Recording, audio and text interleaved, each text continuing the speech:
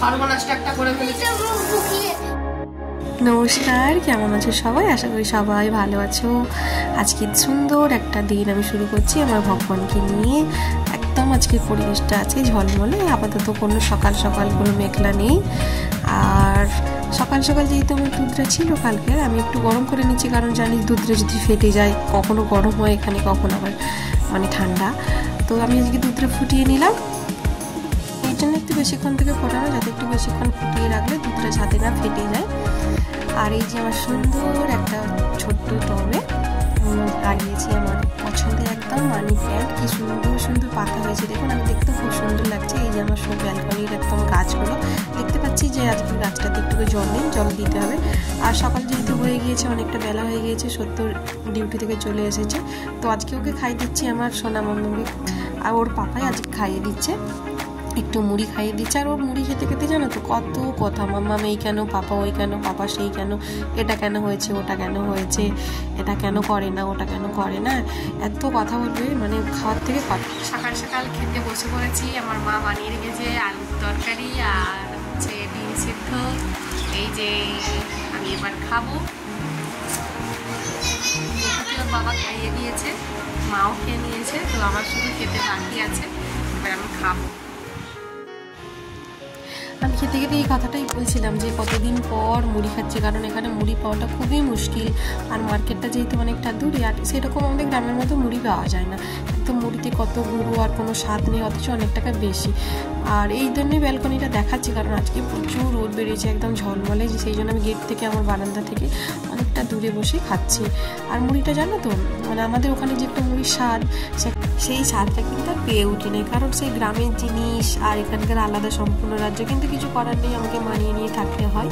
আমার মতো কত ভৌজি বইরা মানিয়ে নিয়ে আছে। যাই হোক, আমাকে গপু কেন ডাকছিল আমি দেখি, তো দেখি হঠাৎ করে দেখি এই সব কাণ্ড করেছে। সত্য কি করেছে যে 1 লিটার দুধ ছিল, 1-1.5 লিটার দুধ ছিল, ওর হাত লেগে পড়ে গিয়েছে।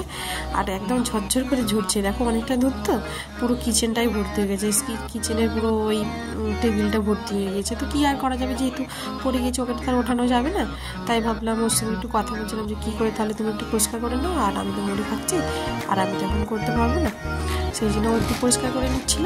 অনেকটা যেতে দুধ পড়ে গিয়েছে, সত্যি এক চমকে ভাবছে যে আমি কী করবো। আমি ঠিক আছে, তুমি একটু একটু করে আগে ওই সাবিটা দিয়ে মুছে নাও। আর এখানে যে আমার মা সবজি কেটে রেখেছিলো, ঝিঙ্গে, আলু, পেঁয়াজ। আর এই আমার মা দেখো, যেহেতু কিচেনটা তো কাজ করছিল, সেই জন্য ওখানে আমার মা বাইরে বসে বসে এই সবজিটা একটু কেটে নিচ্ছে। এই সবজিটা বলতে একটু, যেহেতু ঝিঙ্গে কেটেছিল, আমি বললাম মা আর ঝিঙ্গে কেন হবে, আর একটু ঢেঁড়স যেহেতু আছে, ঢেঁড়স এখানে গরমের জন্য শুকিয়ে আছে, তো একটু ঢেঁড়সটা একটু কেটে নাও। সেই জন্য আমার মা ওখানে বসে বসে ঢেঁড়সটা একটু কেটে নিচ্ছিল। এবার মুড়ি খাওয়া কমপ্লিট হয়ে গিয়েছিলো, ভাবলাম যে অনেকটা তো বেলা হয়ে যাচ্ছে, তো একটু একটু করে সব রান্না করা শুরু করা যাক। আমি বানিয়েছি এই আজকে, যেহেতু একটু তাড়া আছে, আমরা একটু অন্য জায়গায় যাওয়ার, সেই জন্য কুকারে একটু ভাতটা বসিয়ে দিয়েছিলাম যাতে তাড়াতাড়ি হয়ে যায়। তারপর আমি চলে গেলে, আমার মা যেহেতু সবজি বানাবে, ভাবলাম যে তাহলে আমি যতটুকু করার করে দিই, তারপর মা নয় একটা একটা করে সবজিটা বানিয়ে দেবে। সেই জন্য 2 রকমের তো সবজি কেটেইছে। মাকে আমি জিজ্ঞেস করলাম, মা তুমি তাহলে এগুলো করো, আমি তাহলে একটু ভাতটা একটু সেদ্ধ করে দিই।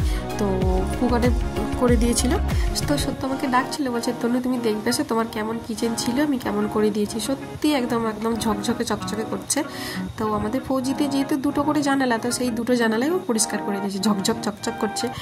আর আমি হয়তো এত সুন্দর পারতাম না, কারণ ছেলেদের গায়ের বল, মেয়েদের গায়ের বল অনেক তো। আমার শরীরটা একটু খারাপ ছিল। ফাইনালি স্কুটিতে উঠে পড়েছি, এই যে যাচ্ছি, এই যে সত্য আছি আর গপু আছে,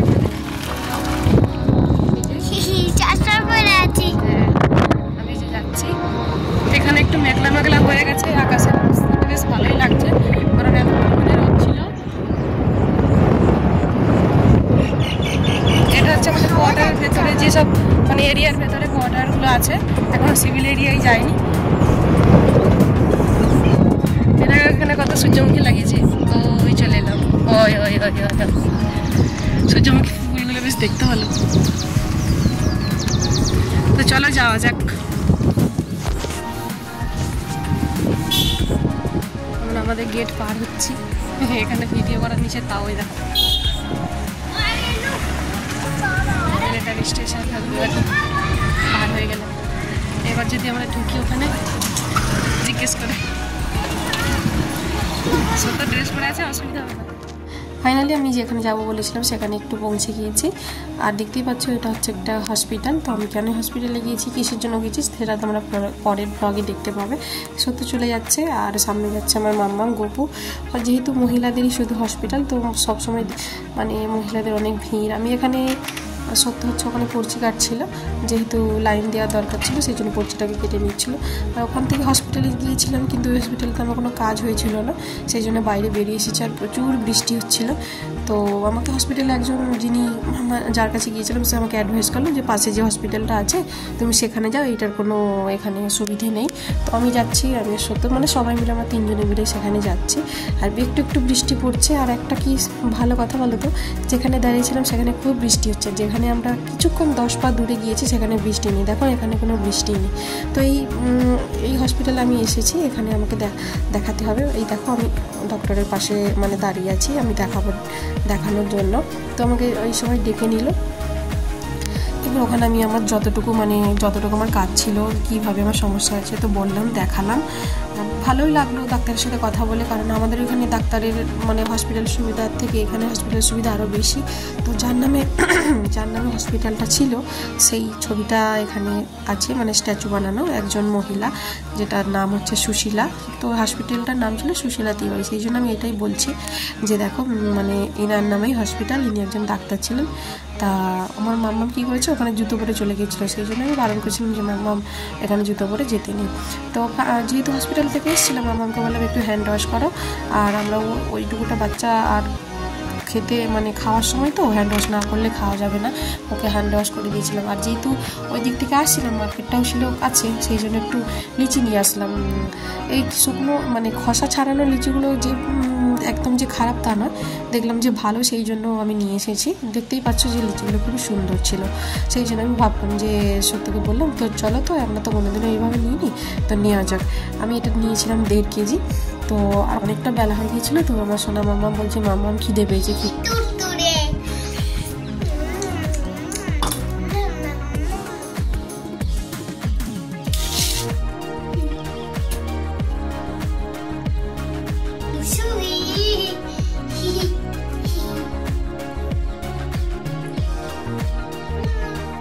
তো সত্য যেহেতু ডায়েটে থাকে, ও হচ্ছে ভাত খায় না দুপুরে, কারণ ওদের একটা হেলথের প্রবলেম আছে। ওদের যেহেতু প্রত্যেক মাসে দৌড়াতে হয়, আর একটু হেলদি হয়ে গেলে বেশি দৌড়াতে কষ্ট হয়। তো ভাবলাম যে হ্যাঁ, আগে শরীরটা খেয়াল রাখো, খাওয়া দাওয়া তো পরে হতে পারে। সেই জন্য ও খাচ্ছে রুটি, সবজি, ভাত, মাছ, মানে সবটাই খাচ্ছে, কিন্তু শুধু ভাত খাচ্ছে না। তার সাথে তো আছে, কারণ আমরা গামিতে দেখতে পাচ্ছ যে ওটাতে দই আছে, টক দই। আর আমিও খাচ্ছি, আমারও অনেক খিদে পেয়েছিল। ফাইনালি আমার খেতে একটু অসুবিধা হচ্ছিলো বলে আমি ভাবলাম যে একটু ফোনটা এই দেয়ালটা একটু রেখে দিই, আর বেশ ভালোভাবেই খাওয়া যাবে, তোমাদের সঙ্গে মানে কথা বলতে পারবো একটু খেতে খেতে। আর আমার মামাম তো ছোট, ও তো নিজের হাতে তুলে খেতে পারে না। দেখো ওরা হাতটা ঠিক মানে থেমেই আছে, যে একটু খেতে বলছি মামাম নিজের হাতে তুলে খাও, তো খাচ্ছিল না। তা মাঝে মধ্যে খাচ্ছে, মাঝে মধ্যে খাচ্ছে না। আর ওকে আমি মাঝে মধ্যে খাইয়ে দিচ্ছি, ওকে বোঝাচ্ছি যে মামাম তোমাকে হাতে তুলে খেতে হয়, তুমি তো বড় হয়ে গেছো। আর সত্যকে বলছি যে দেখো আমার মামাম দেখো ভিডিও করার জন্য কী করেছে, যে মামাম আমি কেন ভিডিওতে আসছি না, তুমি কেন আসছো, বাবা কেন আসছো, তাহলে আমিও তোমাদের এদিক করে খাবার খাবো। দেখতে পাচ্ছ যে ও আমাদের কাছে চলে এসছে, আর কত খুশি হয়ে খাবার খাচ্ছে, একদম সুন্দর হয়ে শোনা হয়ে। যে 3টে বেজে গেছে, তাই না, কান্না খেতে পাবে, তাও আবার ওটা দুধের ছেলে, সেই জন্য ও আমার সঙ্গে খাচ্ছিল। আর আমরা যেহেতু মানে 3 জনেই খাই, মা আগে খেয়ে নিয়েছে, আমাদের আসতে দেরি হয়েছে, সেই জন্য আমরা 3 জনে বসেই খাচ্ছি। আমি শুধু এই জন্যই দেখাচ্ছি যে দেখো আমরা এখন খেতে বসেছি কত খাবার নিয়ে। তো আমি বললাম যে একটু খাবারটা ফিনিশ হয়ে যাক, তারপরে কথা বলবো।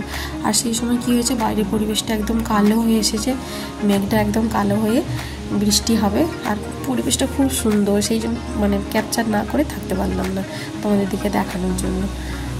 দেখো এদিকটাতে মানে একদম পুরো অন্ধকার হয়ে এসেছে, রাত পাহাড়গুলো একদম একটু কালচে হয়ে এসেছে। ওই দূরে পাহাড়গুলো দেখতে পাচ্ছ একদম কালচে, এগুলো সবুজে ভরা সব গাছপালাতে, কিন্তু ওপরে এত কালো মেঘ জমেছে। দেখো খুব এত তো তারপর ছমছম করে বৃষ্টি হচ্ছে, বৃষ্টির আওয়াজ নিশ্চয়ই তোমরা শুনতে পাচ্ছ, পুরোটাই ভেজা ভেজা। গাছের পাতাগুলো যেন মনে হচ্ছে কতদিন পর জল পেয়েছে, একদম সবুজে সবুজে ভরে গেছে, চারিদিকটা চকচক করছে, কি সুন্দর ঠান্ডা ঠান্ডা হাওয়া বইছে। যেহেতু গরমকাল আর এখানে প্রচুর গরম পড়ে, গরমের সময় গরম, ঠান্ডার সময় খুব ঠান্ডা। আর এত সুন্দর লাগছে, মানে পরিবেশের মতো এত সুন্দর তো কিছু হয় না। আমার তো খুবই ভালো লেগেছে, সেই জন্য তোমাদের দিকে ক্যাপচারটা দেখালাম, মানে ক্যামেরাম্যানই করেছি দেখো। আর আমি বেরিয়ে পড়েছি, যেহেতু বিকেল হয়ে গিয়েছে, দিনের শেষের দিকে বৃষ্টিটাও থেমে গিয়েছিলো। আমার মামা, ও তো ছোটো, ও একটু বাইরে আসতে চাইছে, তো ভাবলাম ওকে নিয়ে একটু নিচের দিকে যায়। ও যেহেতু খেলা করে পার্কের দিকে, তো আজকে যেহেতু বৃষ্টি হচ্ছিল, পার্কটা ফাঁকা, সেই জন্য একটু সাইকেলিং করছিল ওর একটা বন্ধুকে নিয়ে। আর পেছন দিকে গাড়ি আসছিলো, তো ভাবলাম যে বাবা ওকে আবার ধাক্কা মেরে দেবে নাকি, যাই হোক। তো বন্ধুরা, আর এখানে জানো তো, বলতে বলতে ভুলে গেছি, পেছন দিকে একটা বানর যাচ্ছে দেখো। আর বানরের উৎপত্তি এত বেশি যে বাচ্চাদের দিকে একা ছাড়া যায় না, খুবই একদম কষ্টকর। তো যাই হোক বন্ধুরা, আমার ব্লগটা আমি এখানে শেষ করছি। তো আর হ্যাঁ বন্ধুরা, ব্লগটা যদি তোমাদের অবশ্যই ভালো লেগে থাকে, আমাকে অনেক অনেক ভালোবাসা দিও, লাইক করো, কমেন্ট করো, শেয়ার করো, অনেক অনেক সুন্দর সুন্দর কমেন্ট করো। আর আমি চাইছি তোমরা সবাই সুস্থ থাকো, ভালো থাকো। আজকের মতো জানাচ্ছি টাটা, বাই বাই, আবার দেখা হচ্ছে অন্য একটা ব্লগে।